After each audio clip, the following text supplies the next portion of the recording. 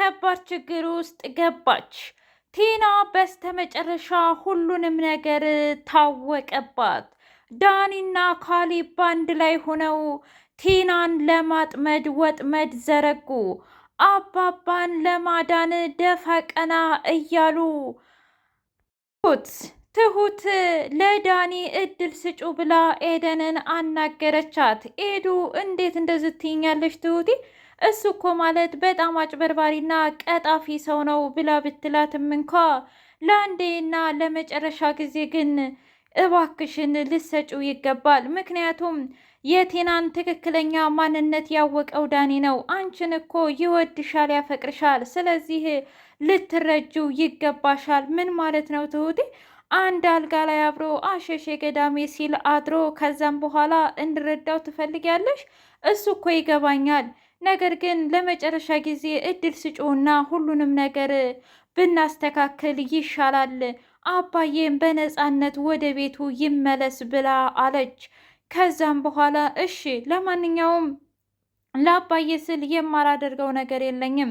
ነገር ግን እባክሽ ሌላ ነገር ባትጠይቂኝ ጥሩ ነው፣ አስብበታለሁኝ ብላ ዝም አለች። እሺ ለማንኛውም አንቺ ያልሽኝም በሙሉ አደርጋለሁ። ቲናና ዳኒ ተፋጠጡ። እኔ ምልሽ ከኔ ሁሉን ነገር ደብቆ የእውነት እንደዚህ መሆኑ ትክክል ነው ብለሽ ታስቢያለሽ እንዴ ቲና ብሎ ሲላት፣ ምን ላድርግ ብለህ ነው? አንተስ ቢሆን መች ለእኔ ጊዜ ሰጥተኸኝ ታውቃለህ እንዴ? ለምን እንደዚህ ትያለሽ? በአንድ አይደለም እንደ ሁለቱን ሲያጣምር ናቸው። አንቺ ግን ከሃዲ ነሽ፣ ከዳሽም ብሎ አላት። አይ በፍጹም እኔ አልከዳሁህም። አንድ ልትገነዘብና ልታቅ የምትችለው አባዬን እኔ አግቼ ነገር ግን ሀብቱን ከተቀበልኩኝ በኋላ ሀብቱን ለሁለት ነው የምናደርገው ብላ ዳኒን አሰማመጠችው። ሰላም ውድና የተከበራችሁ የሲት ሰንደቅ ሚዲያ ቤተሰቦች እንዴት ናችሁ? ሁሉ ሰላም፣ ሁሉ መልካም። ምን እግዚአብሔር የተመሰገነ ይሁን። ሰላም ነኝ፣ ደህና ነኝ። ለዚህ ቻናል አዲስ የሆናችሁ ሰብስክራይብ እያደረጋችሁ ቤተሰብ የሆኑ ነባር ቤተሰቦቻችን ደግሞ ስለምትከታተሉን እጅጉን አድርገን እናመሰግናለን። እጅግ አስተማሪውና አጓጊው ትሁት ድራማ እንደቀጠለ ነው። ትሁቴ ዝም ብላ ዘፈኗን እየዘፋፈነች ክችን ውስጥ ሆና ዳኒ መጣ። ምን ሆነሽ ነው ዛሬ ደግሞ በጣም ዘግቶሻል ብሎ ሲላት፣ ታዲያ ምን ልሁን ብለህ ነው? አባዬ እኮ አባዬን የበላው ጅብ አልጮህ አለ። አንድ አዲስ ነገር አለ ብሎ አላት። ምንድን ነው? የዚህ ሁሉ መንስኤ ቲና ናት። ቲና ናት አባዬን ያገተችው። ምን? ቆይ የዚች ሴትዮ ክፋት ግን አረመኔነት ምን ነው በዛሳ ብላ ስትለው፣ አዎ በስቷል። አሁን አንድ ነገር ላደርግ እፈልጋለሁ፣ አባዬን ላድነው እፈልጋለሁ። ምን?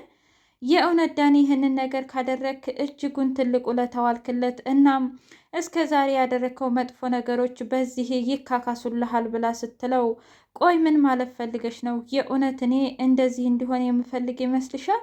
እና ደግሞ ለዚህም ገንዘብ የምጠይቅ ይመስልሻል? እሱን እንዴት እኔ ላውቅ እችላለሁ ዳኒ? አይ በፍጹም ይሄንን ማለት የለብሽም። ምን ማለት ነው? እኔ አባዬን ከምንም በላይ እወደዋለሁ፣ አከብረዋለሁ። ለዛም ደግሞ አሁን አባዬ ለታገተበት ትልቁ ጥፋተኞቹ እኔና ቲና ነን እና እንደምንም ብዬ ቲናን ቀርቤ አባዬን አድነዋለሁ ብሎ አለ ካሌብ ትሁትን እንዴት ልታምኒው ቻልሽ? ማለቴ ግራ ገባኝ እኮ ብሎ ሲላት፣ ምን ማለት ፈልገህ ነው እንዴ? አባዬ ቆይ እኔ ምልሽ እኔንስ አባዬንስ ያሰቃዩን ዳኒና ትሁት ቲና አይደሉ እንዴ? እንዴት እንደዚህ ትያለሽ ትሁቴ? ቆይ ታዲያ ምን አማራጭ አለን? እስከ ዛሬ እኮ ሲጀመርም ነገሮችን ያበላሽኸው አንተ ነህ። አባዬ እንደፈለገው እየመራ ነበር። አንተ ግን ሂደህ ለኤደን ሁሉንም ነገር ተናገርክ። አልፎም ደግሞ ቲናን እፈታሻለሁ፣ አረ ምን እፈታሻለሁ ብቻ አብረሃትም ጠጥተህ አብረሃት አደርግ። ታዲያ የዚህ ሁሉ መንስኤ ማን ነው? አንተ አይደለህ እንዴ ብላ ስትለው፣ እሺ በቃ ለማንኛውም አንጨቃጨቀው።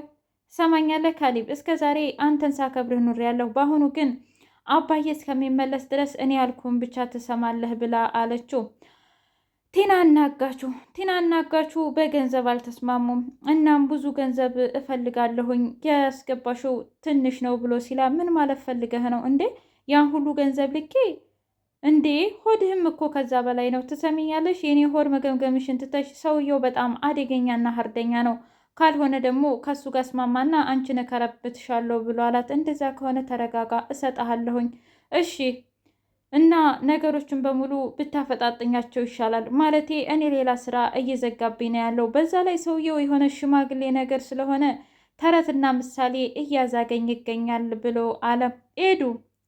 ኤደን ለዳኒ አንድ እድል ሰጠችው። እናም በስተመጨረሻ እኔን የምትወደኝና የምታፈቅረኝ ከሆነ አደራህን አባዬን አንጣው አለችው። ውድ የትርስ ስንድቅ ሚዲያ ቤተሰቦች የዛሬው ይህን ይመስል ነበር።